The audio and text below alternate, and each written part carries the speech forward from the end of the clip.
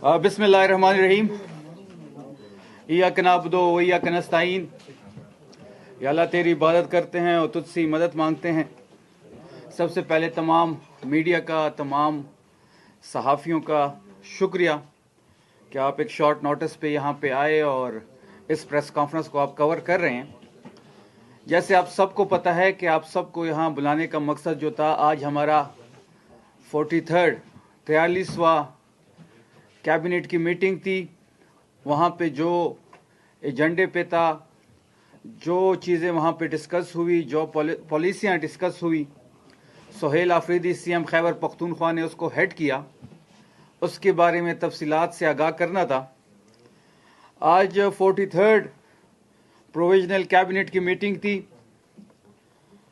Proposal of integration and regulations of street vendors in Khyber Pakhtunkhwa, जो सबसे पहला एजेंडा था एहसास रेडी बान का, जो इंशाल्लाह नारा जो हम लगाते हैं खैबर पख्तूनख्वा में इमरान खान साहब के विजन के मुताबिक कि आम लोगों की यहाँ पे गवर्नमेंट है।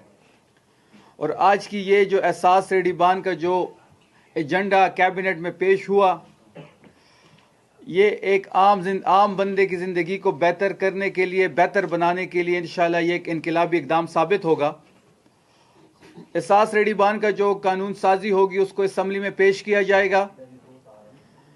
इस एक्ट के ज़रिए जो हमारे स्ट्रीट वेंडर्स हैं, जो रेडी बान हैं, उनकी हकूक़ का तहफ़्फ़ुज़ होगा।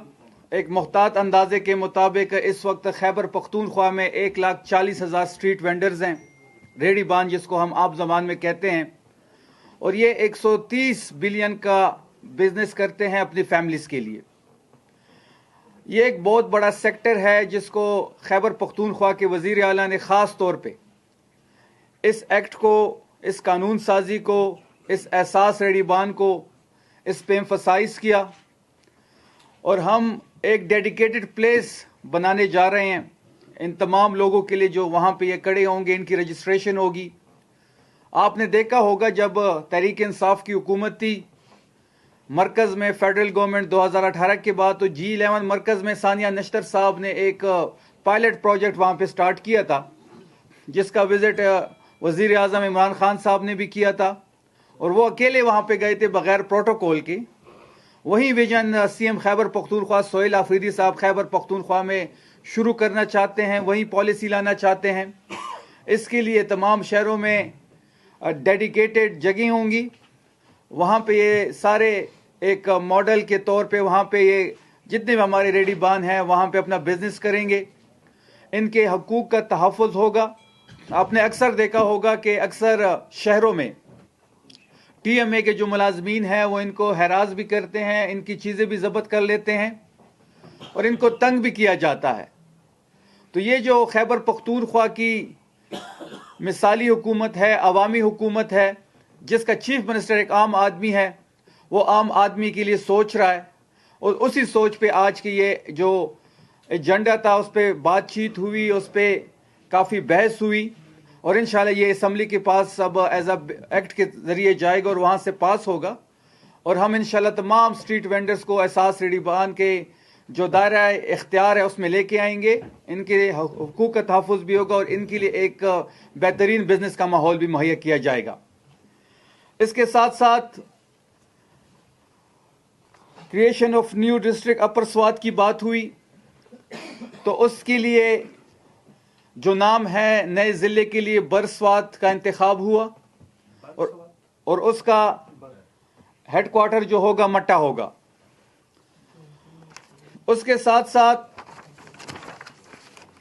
जो सबसे बड़ी आज कैबिनेट में जिस पे बहस भी हुई और इस सुबह जो इस वक्त दहशतगर्दी का शिकार है, आपने देखा होगा कि दहशतगर्दी के वाक़यात बढ़ रहे हैं।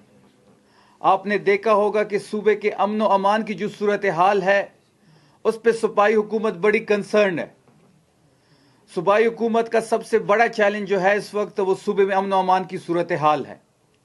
उसके लिए CTT और स्पेशल ब्रांच को इक्विप्ड करने के लिए CTT और स्पेशल ब्रांच को जो एक यहाँ आज पैकेज का अनाउंसमेंट हुई, उसके मुताबिक CM साहब ने एक मीटिंग बुलाई थी 8 दिसंबर को सीटीडी और स्पेशल ब्रांच को मजबूत और मुस्तहकम करने के लिए और हालिया दहशतगर्दी के बढ़ते हुए वाक़यात से निपटने के लिए आज पैकेज का ऐलान हुआ है।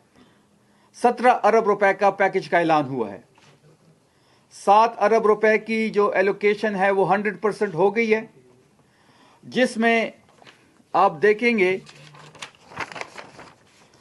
कि आर्म्स इंफ्रास्ट्रक्चर और जो ह्यूमन HR है पोस्ट, ये तीनों चीज़ों को कैडर किया गया है। इसके साथ साथ स्पेशल ब्रांच के लिए 14 अरब रुपए की पैकेज मंजूर हो गया है। इसके अलावा है जी 17 अरब की अलावा जी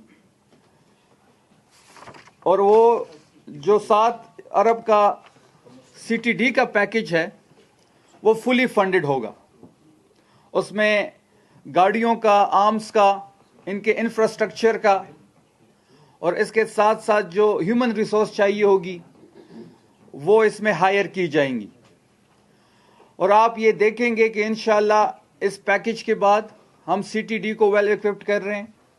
हम स्पेशल ब्रांच को जो इस वक्त ज़रूरत है वक्त की, उसको हम इक्विप्ड कर रहे हैं ताकि जो इस सूबे में हालिया दहशतगर्दी है उससे निपटा जाए। खैबर पख्तूनख्वा के वज़ीर आला CM सोहेल आफरीदी साहब बड़ा क्लोजली इसको वॉच कर रहे हैं कि जो हालात इस वक्त सूबे में बन रहे हैं अमन व अमान के लिहाज से, उसके लिए ऐसे हम स्टेप्स उठाएं, अपने इदारों को वेल इक्विप्ड करें, अपने इदारों को अपने पाँव पे खड़ा करें। और पहली दफ़ा आप देखेंगे कि इतना बड़ा पैकेज CTD को स्पेशल ब्रांच को दिया गया है। इसके साथ साथ हम जा रहे हैं डिजिटल जो है एक एजेंडा जो था Khyber Pakhtunkhwa promotion of digital payment 2025,